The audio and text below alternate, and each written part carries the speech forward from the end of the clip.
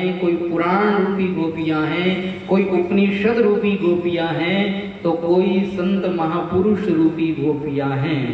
भगवान से प्रेम करने के लिए संत महापुरुष ही गोपियों का रूप बना करके आए हैं। वेद पुराण श्रुतियां ये गोपियों का रूप बना करके आए हैं और भगवान से प्रेम करते हैं, क्योंकि वेदों ने, शास्त्रों ने भगवान के श्री अंग का वर्णन किया, भगवान की महिमा का वर्णन किया, लेकिन वर्णन करते करते वो थक गए, परंतु भगवान की महिमा का पूर्ण रूप से वो वर्णन नहीं कर पाए, क्योंकि भगवान तो असीम हैं। भगवान जो असीम हैं उनकी लीलाओं का पूर्ण रूप से कौन वर्णन कर सकता है। इसलिए श्रुतियों ने, वेदों ने, उपनिषदों ने, पुराणों ने सबने नेति नेति कह करके उसका उपसंहार किया। तो वही वेद पुराण श्रुतियां आज भगवान से प्रेम करने के लिए गोपियों का रूप बना करके आए हैं। तो ये गोपियां कोई साधारण स्त्री नहीं है। ये रासलीला में जो भगवान और गोपियों का मिलन है, ये कोई साधारण स्त्री पुरुष का मिलन नहीं है, ये तो परमात्मा और आत्मा का मिलन है। ये तो जीव और शिव की एकता का मिलन है। यहाँ पर अलौकिक प्रेम है, निस्वार्थ प्रेम है। देखिए, प्रेम किसे कहते हैं? जो दिन प्रतिदिन बढ़ता है उसे प्रेम कहते हैं। तो यहाँ पर यह विशुद्ध प्रेम है जो दिन प्रतिदिन बढ़ने वाला है। यहाँ पर कोई सांसारिक भावना लेस मात्र भी नहीं है, बिल्कुल विशुद्ध प्रेम है, अलौकिक प्रेम है। और इस प्रेम के चलते यह रास लीला हुई है। तो इस रास लीला पर हमें किसी तरह का कोई आक्षेप नहीं करना चाहिए। अगर हम भगवान की इस रास लीला पर किसी तरह का कोई आक्षेप करते हैं तो हम बहुत बड़े अपराध के भागी बनते हैं, बहुत बड़े पाप के भागी बनते हैं। इसलिए भगवान की रास लीला पर किसी तरह का कोई आक्षेप न करे, किसी तरह की कोई उंगली न उठाए। भगवान की इस रास लीला को श्रद्धा एवं भक्ति के साथ में श्रवण करे तो भगवान हमें काम विकार से छुटकारा दिला देंगे। देखिए, इस संसार में काम विकार से छुटकारा जिसको मिल जाता है वह सुखी हो जाता है।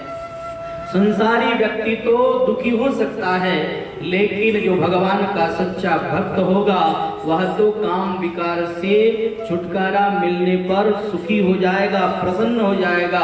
आपने रामायण में शंकर भगवान का प्रसंग सुना होगा। शंकर भगवान ने कामदेव को नष्ट कर दिया अपनी तीसरी आंख के द्वारा। तो उस समय में जो भोगी लोग थे वो तो रोने लगे, लेकिन जो योगी लोग थे वो तो प्रसन्न हो गए। कहा, महाराज आपने तो बहुत अच्छा कार्य कर दिया।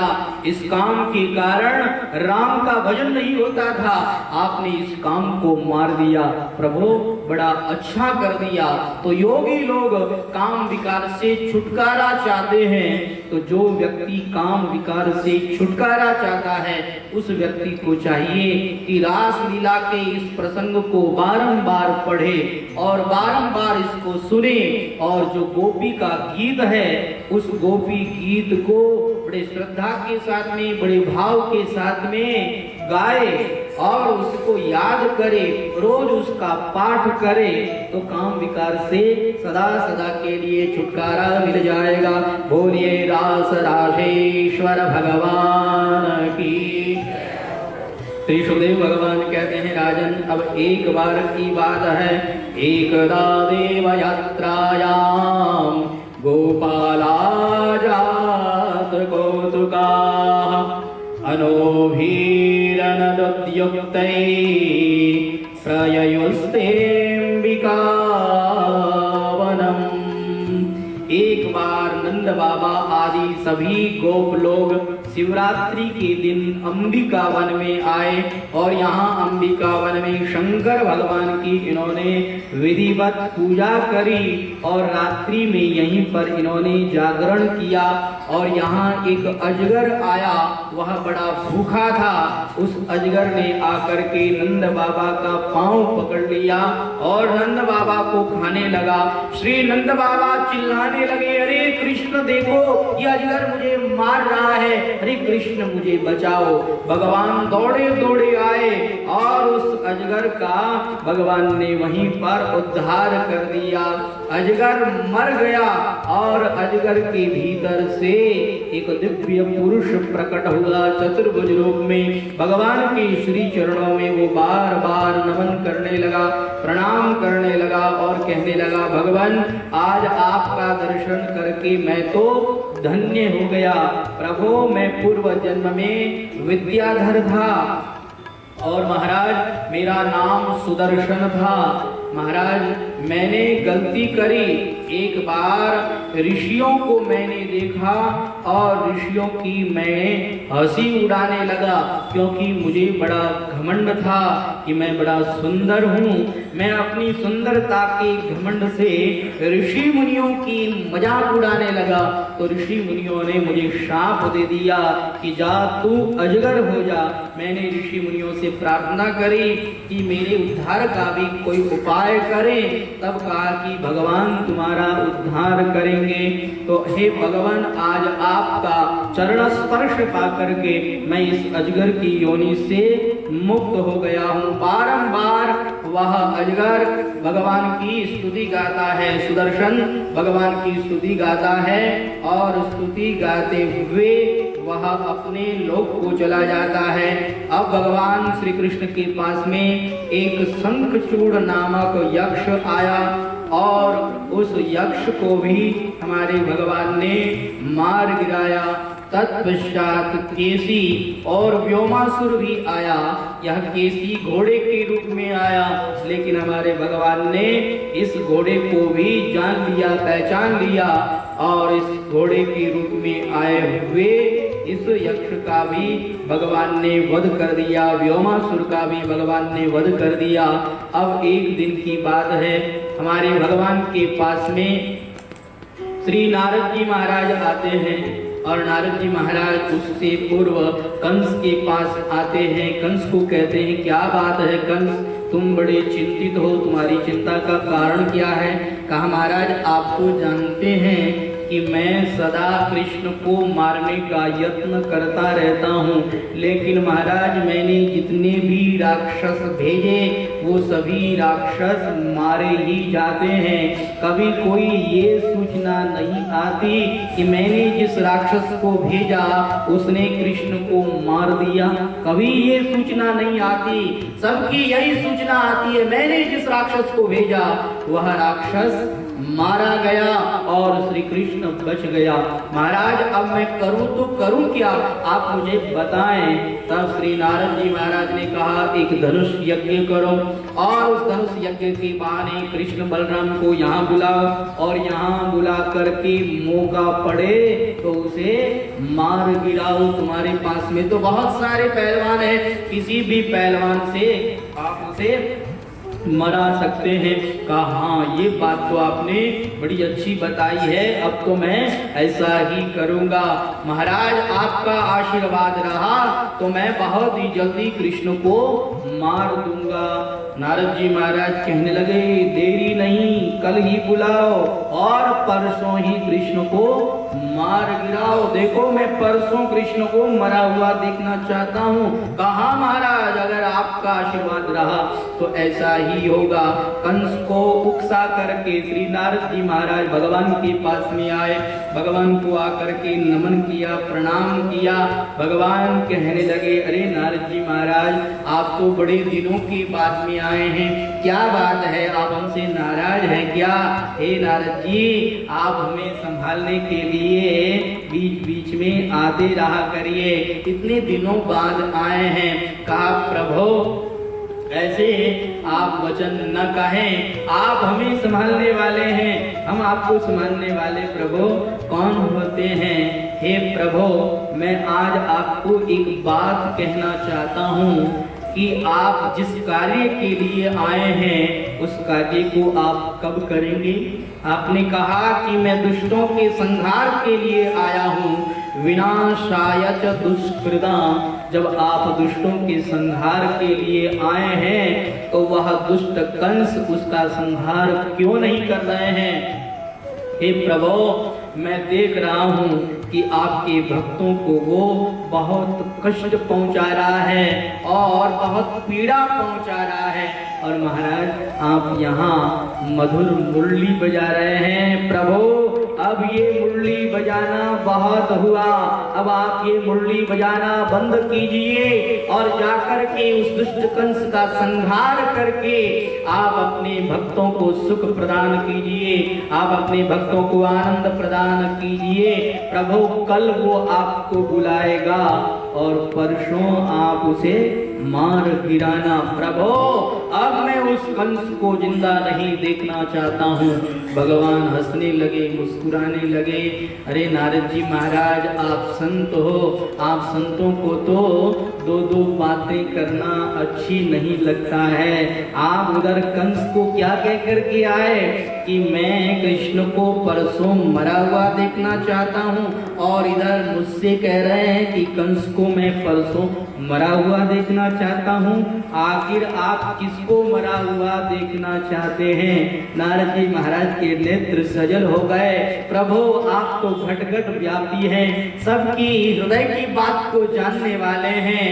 मैंने उस दुष्ट कंस को यह बात इसलिए कही कि वह दुष्ट कंस जल्दी से जल्दी आपको बुलाए और प्रभु जल्दी से जल्दी वो मारा जाए, क्योंकि आपके भक्तों को वो कष्ट पहुंचाता है, आपके भक्तों को वो पीड़ा पहुंचाता है। महाराज जी, मुझसे सहन नहीं होता है। आपके भक्त होकर के और आपके रहते में कष्ट पा रहे हैं। नहीं प्रभु, ये तो उचित नहीं है। अब ये मुरली बजाना बंद कीजिए और जल्दी से जल्दी उस दुष्ट कंस को आप मार गिराएं। कहा, नारद जी, आप क्यों चिंता करते हैं? वह दुष्ट कंस मुझे नहीं, अपनी मौत को ही बुलाएगा। अब वह ज्यादा दिन जिंदा नहीं रहने वाला है, अब उसके पाप का घड़ा भर चुका है। इसलिए नारद जी, अब आप बिल्कुल चिंता न करें। नारद जी ने भगवान को प्रणाम किया। नारायण नारायण नारायण नारायण करते हुए नारद जी महाराज प्रस्थान करते हैं और इधर दुष्ट कंस अक्रूर जी को बुलाता है और अक्रूर जी को बुला करके अक्रूर जी से कहता है कि अक्रूर जी, आपको ब्रज में जाना होगा, ब्रज में जाकर के कृष्ण बलराम को आपको यहाँ लाना होगा। कहा, क्यों महाराज, क्यों लाना चाहते हैं यहाँ? कहा, देखो, कृष्ण बलराम के विषय में हमने बहुत सुना है, इसलिए कृष्ण बलराम को हम इनाम देना चाहते हैं, उनका पराक्रम देखना चाहते हैं, इसलिए उन्हें यहाँ बुलाना चाहते हैं। कहा, महाराज, मैं अच्छी तरह से जानता हूँ, आपने कृष्ण बलराम को मारने के सारे उपाय कर लिए और कोई उपाय आपका सफल न हुआ, इसलिए आप उसे यहाँ बुला करके मारना चाहते हैं। महाराज, मैं कभी भी ऐसा कार्य नहीं करूंगा, मैं कृष्ण बलराम को यहाँ नहीं लेकर के आऊंगा।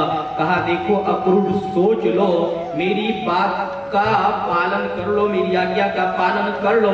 अगर तुम मेरी बात का पालन नहीं करोगे तो क्या होगा? तुम्हें पता होना चाहिए, इसका परिणाम बहुत खतरनाक होने वाला है। ये देखो, ये तलवार है मेरे पास में, इस तलवार से अभी अभी तुम्हारा सर धड़ से अलग कर सकता हूँ।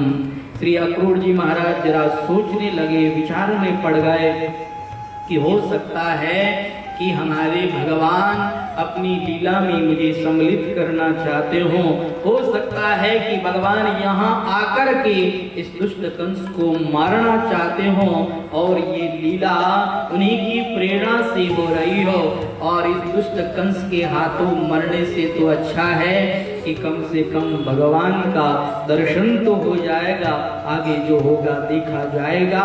चलो कंस ठीक है, मैं कृष्ण बलराम को लाने के लिए तैयार हूँ। कहा जाओ जल्दी से जल्दी लेकर के आओ।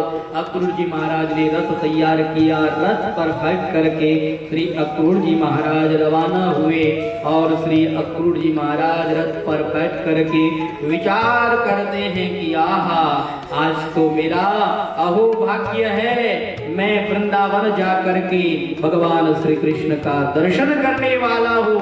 आज तो मेरी ये आंखें सफल होने वाली है, आज तो ये मेरा शरीर धारण करना सफल होने वाला है।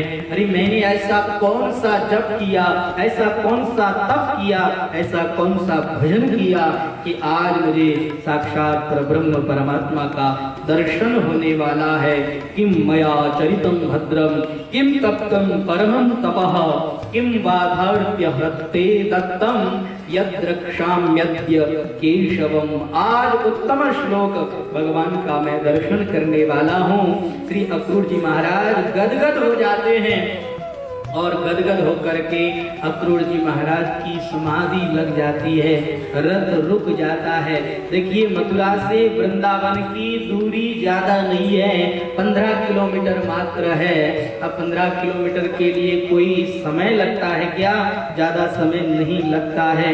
लेकिन अक्रूर जी महाराज भगवान को याद करते हैं, उनकी समाधि लग जाती है, रथ रुक जाता है।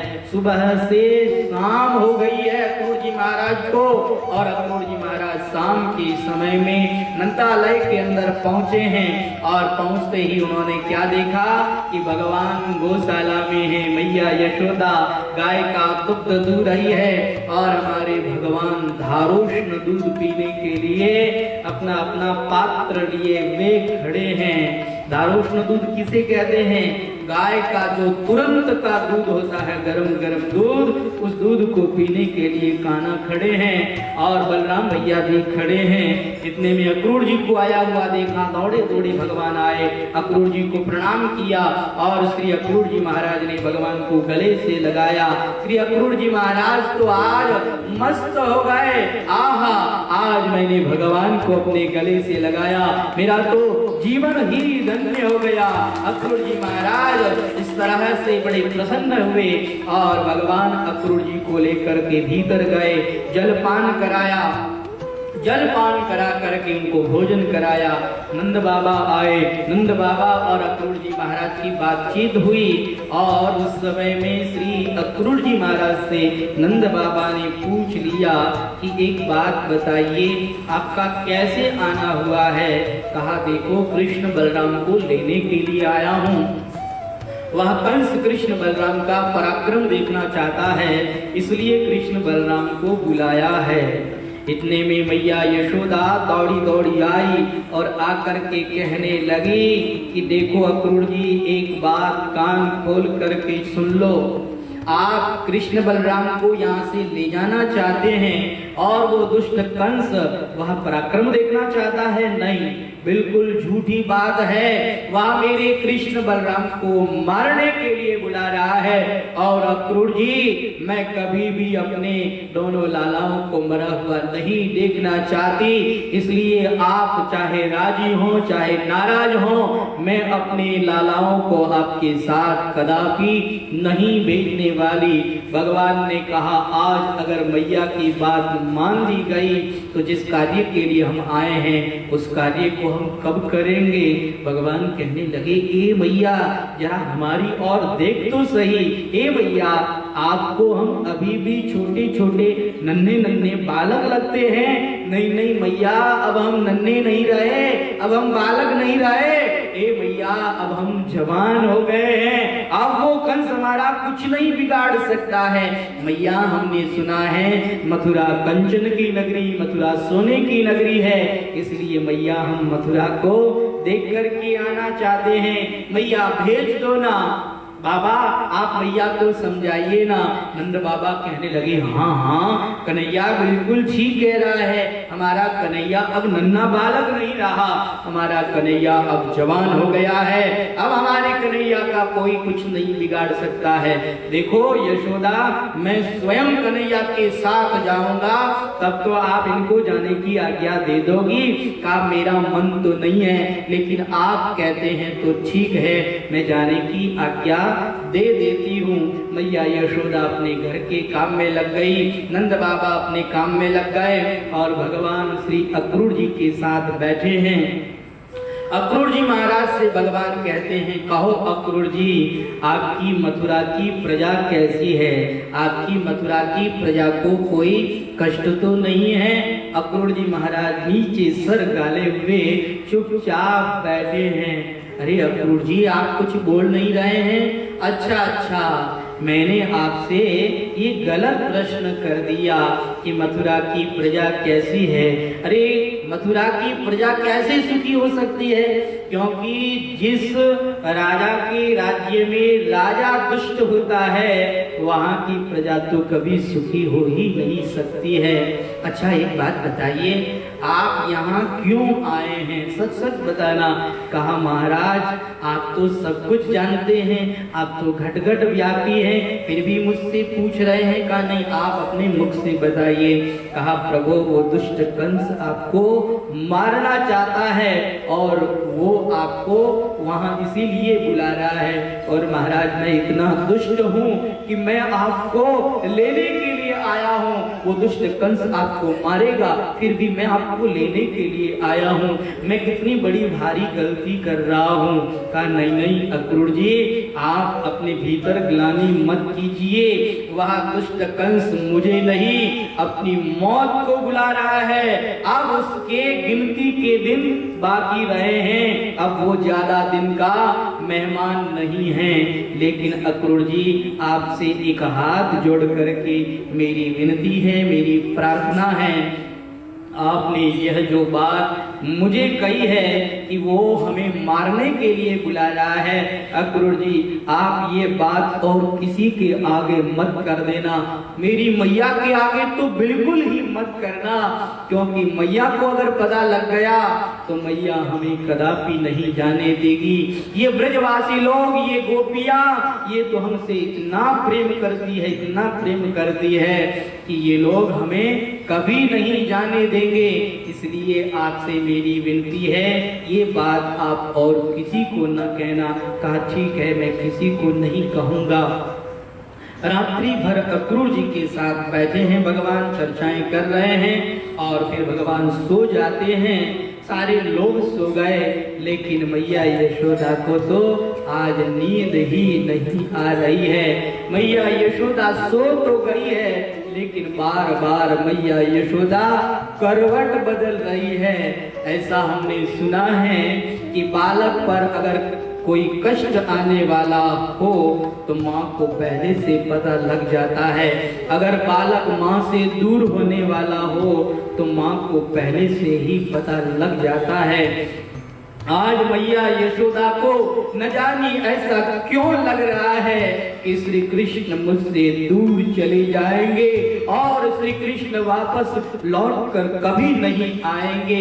मैया यशोदा रात्रि भर रोती रही, करवट बदलती रही।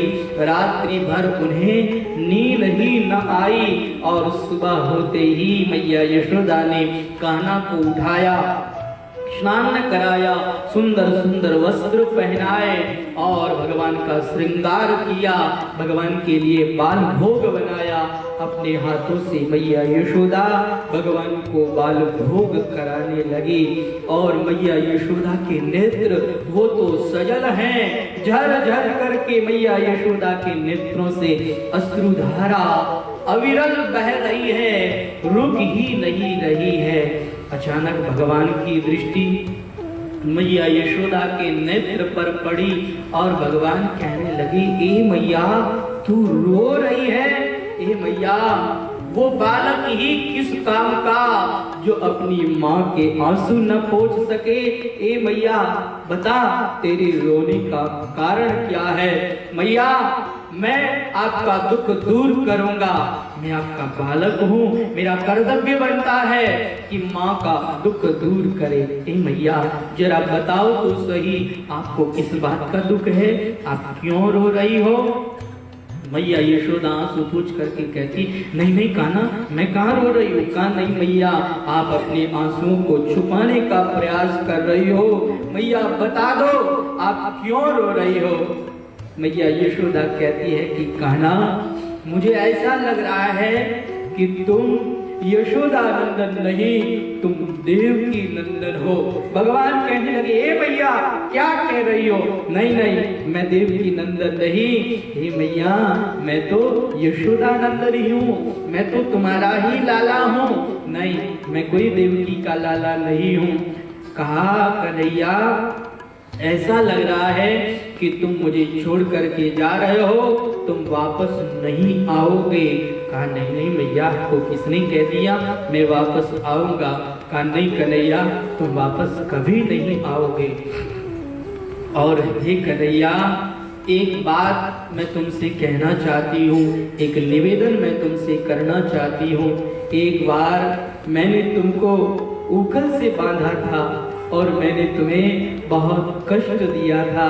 हे कन्हैया, तुम उन सब बातों को भूल जाना, उन सब बातों को कभी याद न करना। भगवान कहने लगे, ए मैया क्या कह रही हो कि आपने मुझे ऊखल से बांधा, मैं उस बात को भूल जाऊं? नहीं मैया, इस संसार के अंदर किसकी ताकत है जो मुझे बांध सके? भैया, मुझे कोई नहीं बांध सकता, परंतु आपने मुझसे इतना प्रेम किया, इतना प्रेम किया कि आपने मुझे अपने प्रेम के बंधन में बांध दिया और आप कहती हो कि मैं उस बात को भूल जाऊं? नहीं मैया, ये कभी नहीं हो सकता।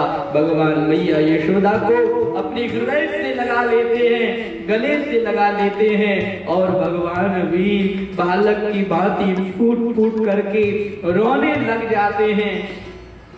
मैया यशोदा के श्री चरण कमलों में भगवान प्रणाम करते हैं, ए मैया मुझे जाने की आज्ञा दो। मैया यशोदा कहती है, ठीक है कन्हैया, जाओ, अपना ध्यान रखना, अपना ख्याल रखना। मैया यशोदा के श्री चरणों में प्रणाम करके मैया यशोदा को गले लगा करके हमारे भगवान वहां से चल पड़ते हैं। लेकिन जैसे ही दरवाजे तक जाते हैं, भगवान पीछे देखते हैं तो मैया यशोदा एक बालक की भांति फूट फूट करके रो रही है। भगवान दौड़े दौड़े आए, मैया को गले से लगा लिया, ए मैया तुझे तो छोड़ करके जाने का मन ही नहीं कर रहा है। मैया यशोदा भी रो रही है, कान्हा भी रो रहे हैं। बार बार जाते हैं दरवाजे तक और वापस लौट करके आ जाते हैं।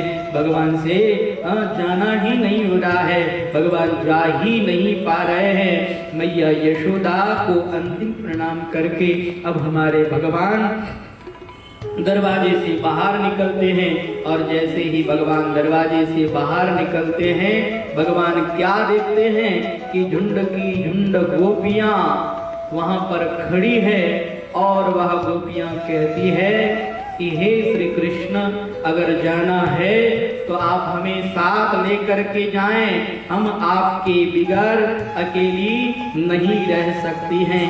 कान्हा, तुम तो जानते हो कि तुम गाय चराने के लिए जाते थे तो एक दिन भी हमें 1 वर्ष के समान लगता था और अब हमें छोड़ करके चले जाओगे तो हे कन्हैया, तुम्हारे बिगर तो हम रह ही नहीं पाएंगे, इसलिए हमें साथ ले चलो। कान्हा कहने लगे, अरे गोपियों, तुमको ये किसने कह दिया कि मैं सदा सदा के लिए जा रहा हूँ? नहीं, मैं वापस लौट करके आऊंगा। देखो आज जा रहा हूँ, कल वहां रहूंगा और परश्वः आगमिष्यामि, परसों में वापस आ जाऊंगा। कहा नहीं, तुम कोई सत्यवादी हरिश्चंद्र नहीं हो कि अपने वचन का तुम पालन करने के लिए वापस लौट कर के आ जाओगे। हम तुम्हें जानती है कि तुम कैसे हो। हे कन्हैया, हम तुम्हें नहीं जाने देंगी, आपको हमें साथ लेकर के चलना पड़ेगा। कहा, देखो गोपियों, मेरी बात मानो, मैं तुम्हें साथ नहीं ले जा सकता, मुझे जाने दो। लेकिन गोपियों ने कहा, नहीं, जाना ही है तो आप हमारे ऊपर से रथ को निकाल दीजिए, हम मर जाएं, उसके बाद में आप भले ही चले जाएं, लेकिन हमारे जीते जी तो हम आपको कभी नहीं जाने देंगी। भगवान ने श्री राधा रानी को अपनी मुरली दी और कहा कि हे श्री राधे रानी जो, ये मेरी प्रेम की निशानी मुरली आप अपने पास में रखिए, आज से हम मुरली बजाना बंद करते हैं और ये निशानी के रूप में आपको देते हैं। हे राधे रानी, आप इन गोपियों को समझाओ कि मैं वापस लौट करके आऊंगा। श्री राधा रानी भगवान के सामने देखती है और उन गोपियों को समझाने लगती है। कहती है कि देखो गोपियों, मैं जानती हूँ कि श्री कृष्ण हमें छोड़ करके जाएंगे और इनके जो विरह की वेदना होगी वो बड़ी असह्य होगी, वो हमें सहन नहीं होगी। लेकिन देखो, हम लोगों ने श्री कृष्ण से प्रेम किया है और प्रेम भी विशुद्ध प्रेम किया है, निश्चल निष्कपट निस्वार्थ प्रेम किया है। और देखो, जिससे हम प्रेम करते हैं वो हमारा प्रियतम होता है और प्रेमी का यह कर्तव्य बनता है कि अपने प्रियतम को किसी तरह का कोई कष्ट न दे। देखो, प्रेम वही श्रेष्ठ होता है जिस प्रेम में किसी तरह की कोई मांग नहीं होती, और प्रेम वही श्रेष्ठ होता है जिस प्रेम में ये भावना होती है कि तत्सुखे सुखी त्वम, हमारा प्रियतम सुखी रहे। और प्रियतम को सुखी करने के लिए जो स्वयं दुख मोल ले लेवे, जो स्वयं दुख को अपने पास बुला लेवे, वास्तव में वही असली प्रेमी होता है। देखो, हमारी किसी चेष्टा के द्वारा अगर कन्हैया को कष्ट हो जाए तो ये हमें कदापि सहन नहीं है, इसलिए कन्हैया को जाने दो। अगर ये जाने में प्रसन्न हैं तो इनकी प्रसन्नता ही हमारी प्रसन्नता है। सबकी सब गोपियां किनारे हो गई। हमारे भगवान ने सबको हाथ जोड़ा और भगवान सबसे विदाई लेने लगे। जैसे ही भगवान विदाई लेने लगे, सबके नेत्र सजल हो गए। मैया यशोदा रोने लगी, कान्हा रोने लगे, बलराम भैया रोने लगे, और तो और सारी गोपियां, सारा ब्रजमंडल, क्या बताएं, पशु पक्षी भी रोने लग गए। क्योंकि हित अनहित पशु पक्षी हूँ जाना, हित अनहित तो पशु पक्षी भी जानते हैं। मोर भी रोने लगा और भगवान के बछड़े भी रोने लगे। आज गैया मैया भी रोने लगी और गैया मैया कहने लगी कि अब हमें कौन मुरली सुनाएगा, अब हमें कौन चराने के लिए ले जाएगा, अब हमारी कौन रक्षा करेगा।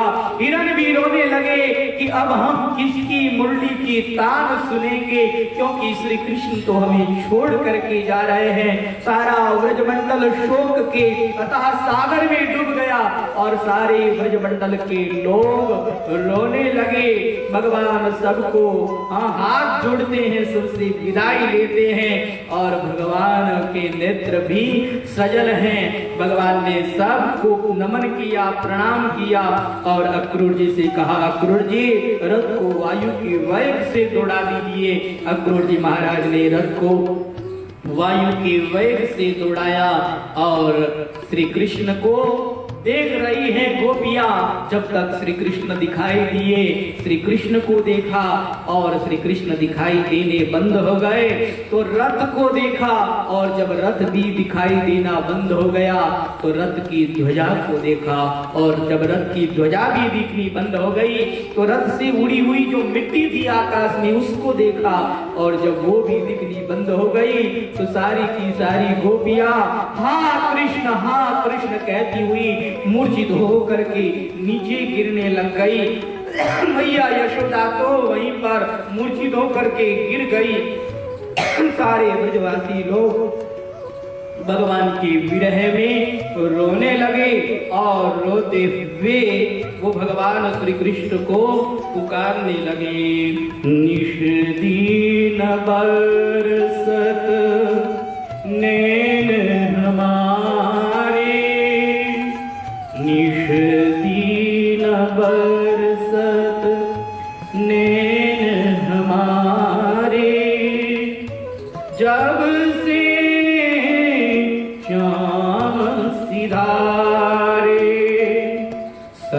बारहत बारिश ऋतु हम पर, जब से श्याम सिधारे, जब से श्याम सुंदर हमें छोड़ करके गए हैं, तब से बारिश ऋतु ने तो हम पर आक्रमण ही कर दिया है। तब से हमारे ये नेत्रों से अश्रुधारा बह रही है, ये अश्रुधारा तो रुक ही नहीं रही है। सारे ब्रजवासी लोग भगवान के विरह में रो रहे